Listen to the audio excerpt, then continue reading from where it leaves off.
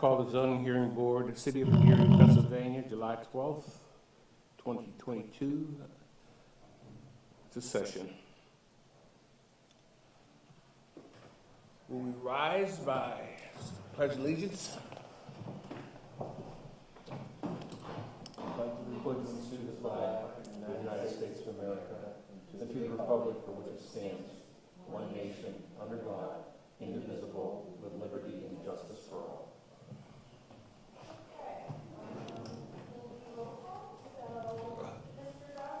Present. Ms. Gretchen? Present. Mr. Johnson? And Ms. King? Present. Approval of the May 10th, 2022 meeting minutes. Sorry about that. Will somebody? I'll make that motion.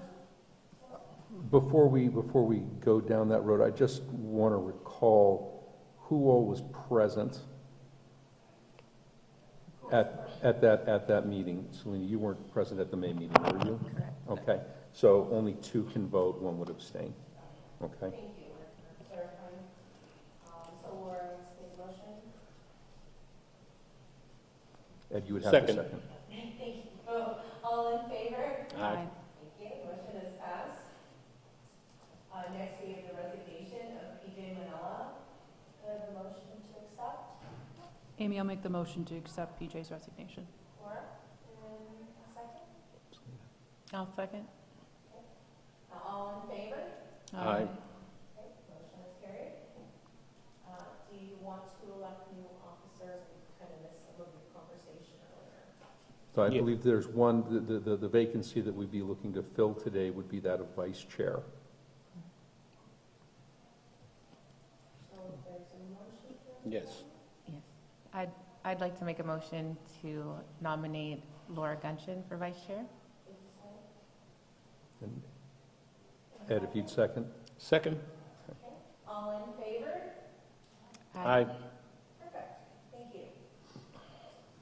Our appeals to be heard, we only have one today.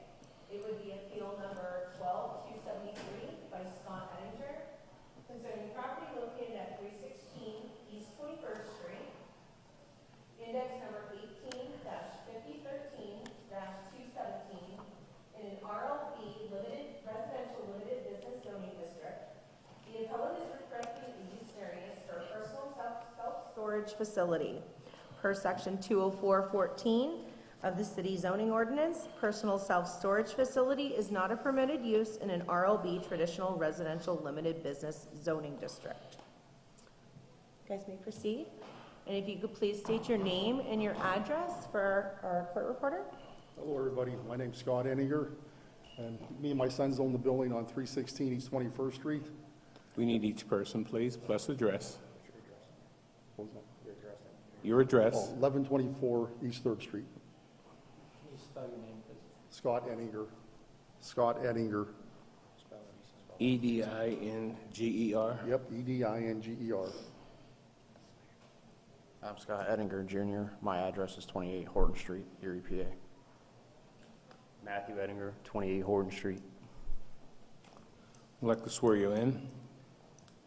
You swear affirm the testimony you're about to give will be the truth, the whole truth, and nothing but the truth. Yes, I do. Good. Who's our spokesperson? I guess I am. Okay. Well, we got this building over there, and we have like an acre of property there, and we just want to use it to its full potential, and our hands are tied on it. I've been approached from McMillan's in the wintertime when they had all that towing. They had overflow of vehicles. They had no place to put them. They called me up and they said, hey, I says, no, you can't put anything down here because it's not zoned for that. Then there's people in the neighborhood that are approaching us that want to put boats down there to store them, or cars or RVs, in the summertime and stuff like that. And these are all going to be vehicles that are insured and stuff. It's not going to be junk there or nothing like that. And we're going to put a privacy fence around the building so nobody has to look what's there. We're just trying to help out, and hopefully it'll work out. Mr. Ettinger, there are a couple of parcels. He's the court reporter, and that's how he records what's going. Some people use the stenographic machines. There are others that they actually repeat what's being said. into a recording, so I see you looking over there, just so you understand what he's doing. Okay. So as I look at the photo that was included in the application, there are a couple of buildings that are already on the property. Yes. Okay, what are those being used for? It's just storage, Okay. personal storage. Were those buildings on the property when you purchased it? Yes. Okay.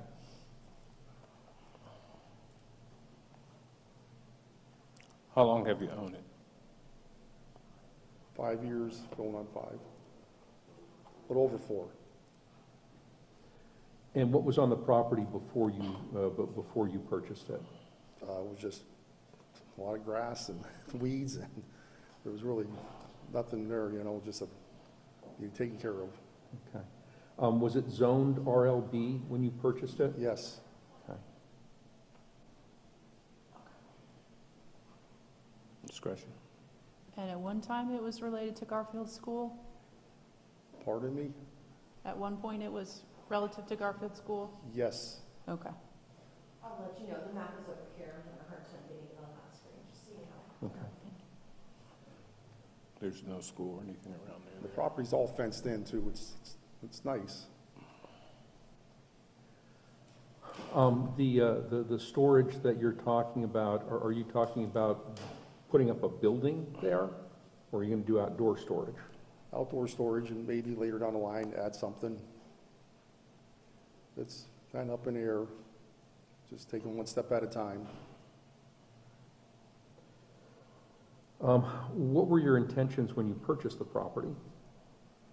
Well, we just kind of like jumped on and winged it, you know, we seen it, and it looked like a solid building and something we could do something with, so we got it.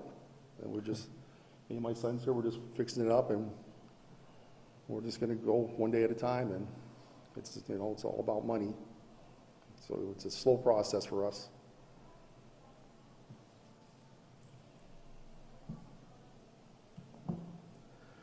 When you bought the property, did you know at that point in time that it was zoned RLB?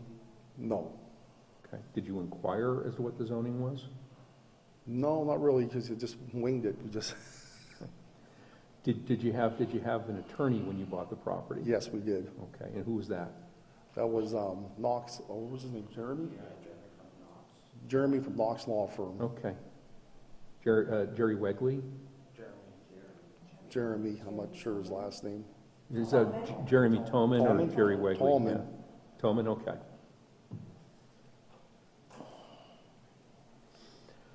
Have you looked at the zoning ordinance itself?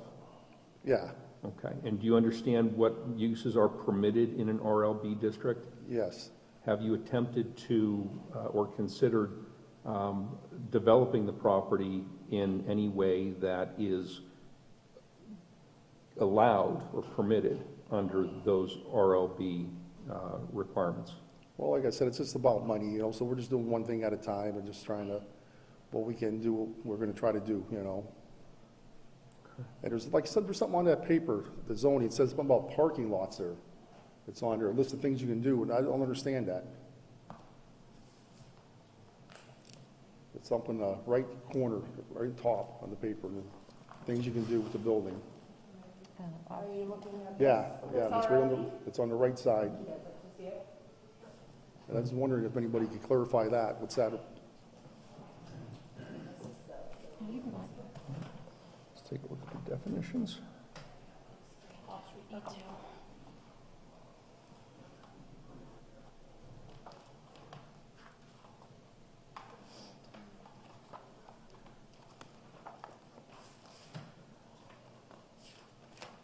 For the board's benefit, this is Jake Wells. I did meet with the applicants prior to the application being prepared,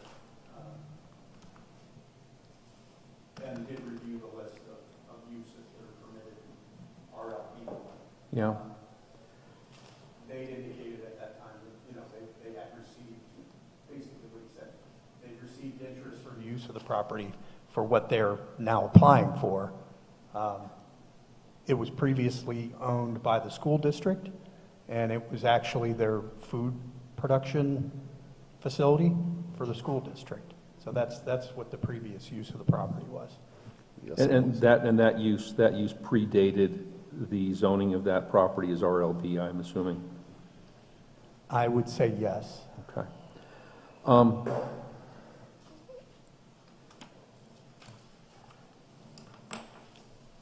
So Jake, off-street parking as under RLB, do you have any thoughts as to what that would entail? I mean, I know that parking is typically an accessory use as opposed to a specific permitted use.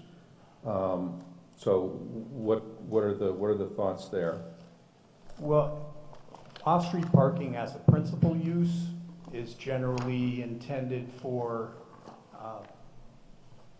as it would imply, motor vehicles, not necessarily storage of vehicles, but parking, active parking of legal motor vehicles. When the conversation turned to interest in storing vehicles on the site, and potentially using the buildings for storage, that's when I basically determined that would be considered personal self-storage facilities, both indoor and outdoor. Even though in an outdoor space, you're renting a space for storing a vehicle or a motor. So it's really kind of irrelevant as to whether it's indoor or outdoor. Screening requirements, apply for if you're adjacent to any residential properties. But that's obviously not one of the listed uses in RLB for personal self-storage.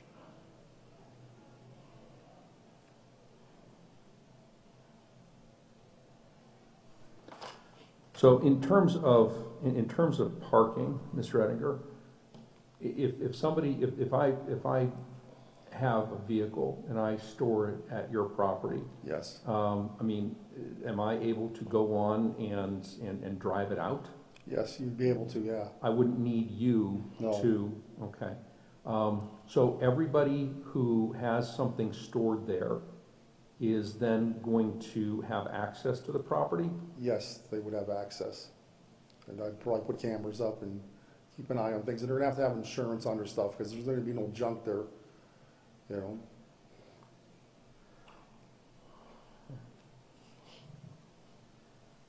But there are no, I mean, there's no business that you have that this is gonna be parking for.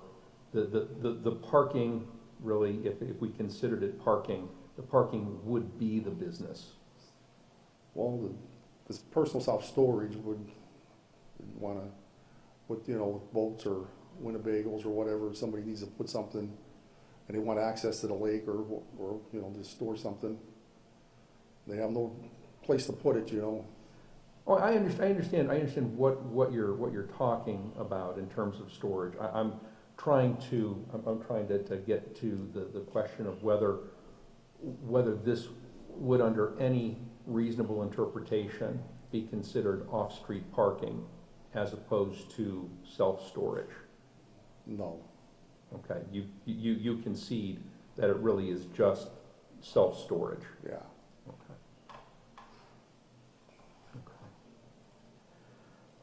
And again, for all of the different things that you can do in an RLB district, you haven't looked to see whether or not you could develop the property for any of those things. No. Okay. Anybody have any other questions? Okay. I would ask that we have a quick executive session. Okay. Well, maybe before, let me hear clearly from you. He asked you were you going to allow parking. Yes. So how could you not allow parking and call it storage? Well, you probably have too much coming there, I'm trying to just limit a certain amount that goes there at the lot, certain things. And I just don't want it overflowed with 100 cars or something like that in there.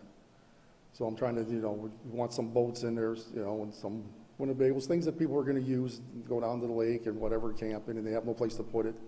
Just a place that somebody to have a place to put their stuff, you know, for the summertime or over the winter time. And the cars and stuff, I don't want something sitting there just, you know, it'd be too hectic then, because, you know, people take something out, they put it back, and they don't, you know, back and forth, the car would be, people would be coming in and out all the time. I couldn't keep track of all that. Okay. It'd be a little too much, you know, maybe a couple of cars or something, a few cars.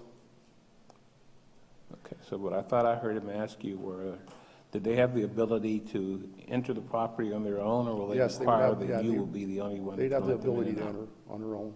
So they can come in and out as Yeah, much as they like would, to? yeah. So it won't be controlled then? No, we're gonna have some cameras there, and Yes. we'll be watching what's going on, and it wouldn't be like usually when somebody has like a boat or something like that, some people don't go out there all the time or whatever. If they're gonna store it in the wintertime, it's just gonna sit there, you know, over the wintertime, until using it in the summertime. And so a lot of things are just gonna be just sitting there, you know, until they use it. Until they want to take it out or whatever, a Winnebago, they're going to the campground. So for an example, I'm just asking, I store my boat down at Gym City, and they charge me $150 for storage of my trailer. So my trailer stays there for 3 months and I don't move it. You don't move it? No. Well, that would be okay. If they're gonna leave it there, that'd be okay, if they, you know, as long as they have insurance on it. Because I don't want nothing laying around there, because I've rented out places, and you gotta have insurance on it if something happens. And otherwise, I'd be responsible for it. That's true, you still are. I did Okay. have one, I'm sorry, go ahead. Oh. I was gonna say, I did have one more question on the application. I saw that the current land use is designated as public/semi-public, and then hyphen ESD. And I take it the ESD is Erie School District, but you've owned this land for 4 or 5 years now. This Yes. is not public land or semi-public land, right? Yep, If I'm walking down the street, I can't go on to your property, no. even though the barbed wire is pointing the wrong way, right? Doesn't stop people, though. Right. Well, I mean, especially because it's pointing the wrong way. All you need Yeah. is a blanket to go over it. So again, right now, it's private land. Yeah. You're the only people who use Yes. it and have legal access Yes. to it. Yes. Okay. All right, want to Okay. adjourn? Okay. We're going to step into executive session so that the board can deliberate, and then we'll come back out and they'll have a vote. Thank you.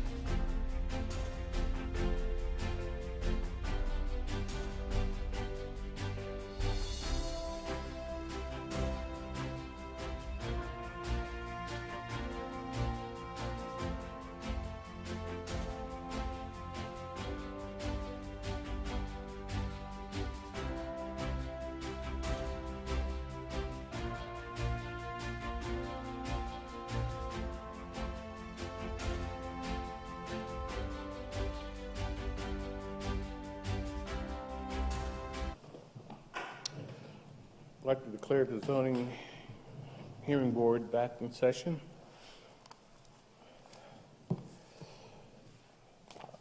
Okay. Is there anyone else to speak for, in favor? Is there anyone else to speak in favor? Is there anyone else to speak in favor? Is there anyone else to speak oppose? Is there anyone else to speak opposed? I'd like to make sure that we have given everybody ample opportunity. There's no one online. Just the lady for the presentation. Very good. Okay, well, we'll proceed then.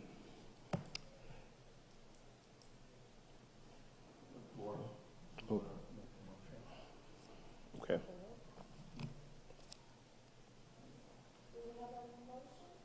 No, not yet. Yes. Amy, I'll make the motion to proceed with the vote.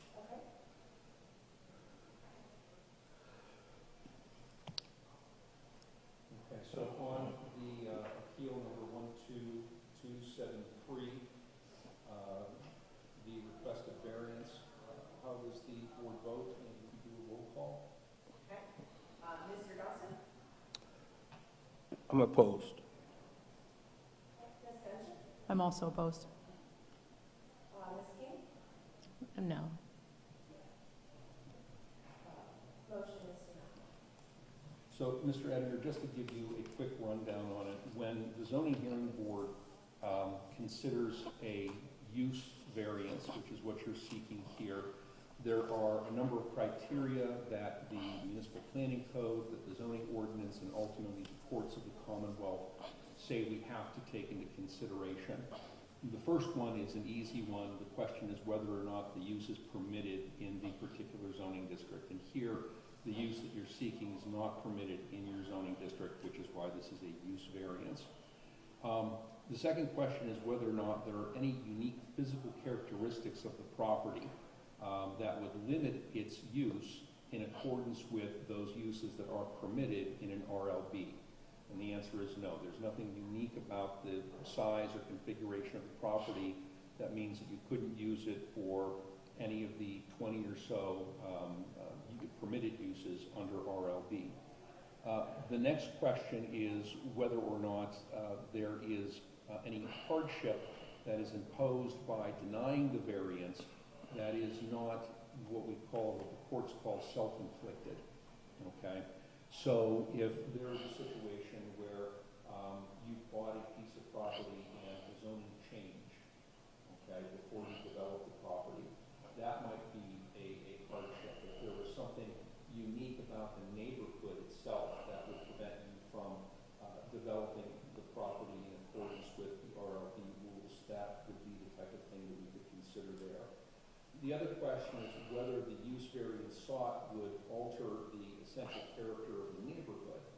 And it's a dilemma, obviously, when you've got neighbors and people in the area asking you if they could use the property for storage.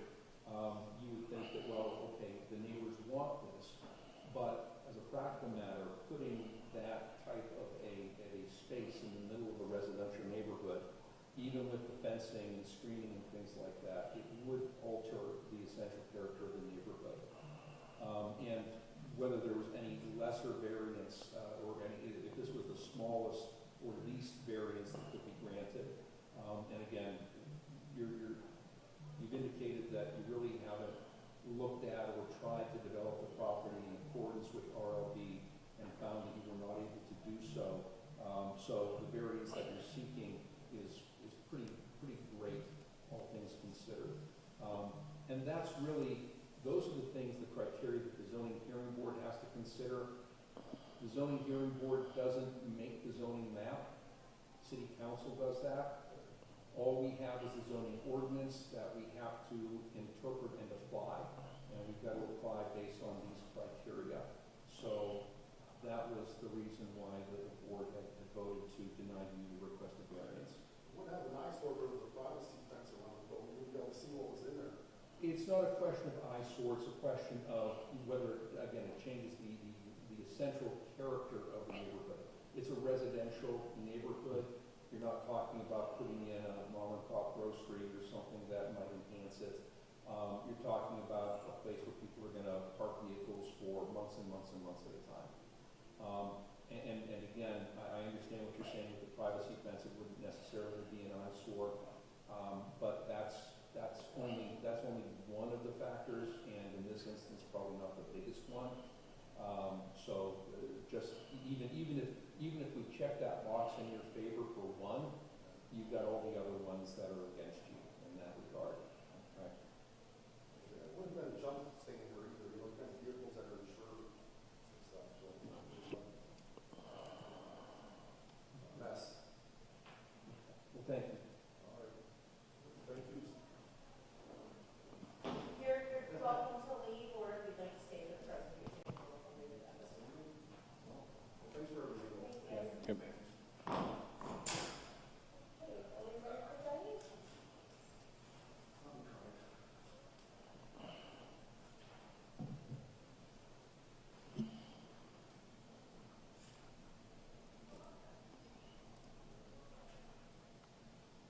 Hi, Jenny, are you on?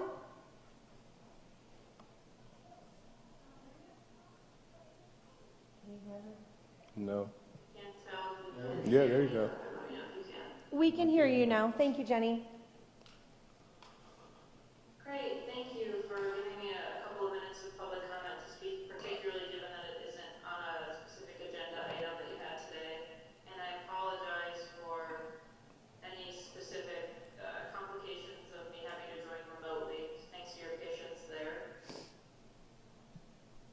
I was here to talk to you today about the work that I do on behalf of Penn Future, which is a statewide environmental advocacy organization. I'm a campaign manager, so I advocate for policy change that benefits and restores water quality in the Pennsylvania Lake Erie watershed, which constitutes the northern half of Erie County and the south, or the north.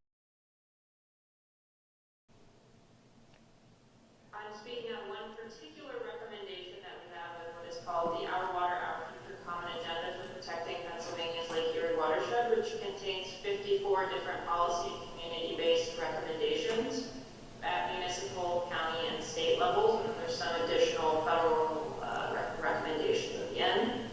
But in particular, I gave you a one-pager of the municipal policy recommendations. That is not an extensive list of all of them, but an overarching view, and that's the colored page that has some teal and green on it. I'm actually going to be focusing on the top recommendation under addressing racism and environmental justice, which is the creation of environmental advisory committees of councils that promote equitable decision making.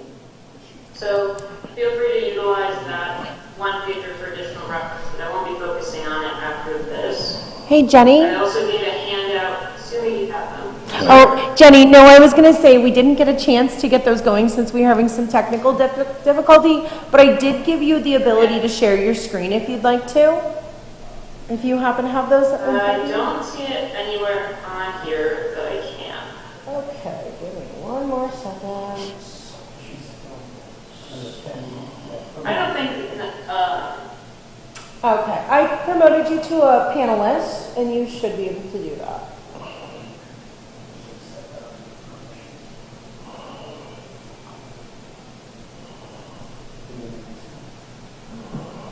Oh, yep, there we go. Wow. Okay, thank you, Jenny.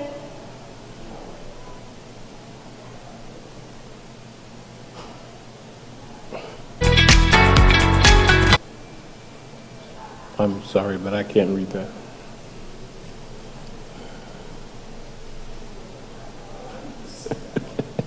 Can you see that? I see it. I can't read it. Yeah, I'll even look at your I glasses. have copies for you all Okay. as well. And I'm almost there too, and I haven't. Okay, Okay. Chrissy. Hi, Jenny. Oh, you lost Jenny. Jenny? Oh. okay, now can you hear me? Yes. Yes. Okay, I got muted apparently when I ran to the panels, sorry.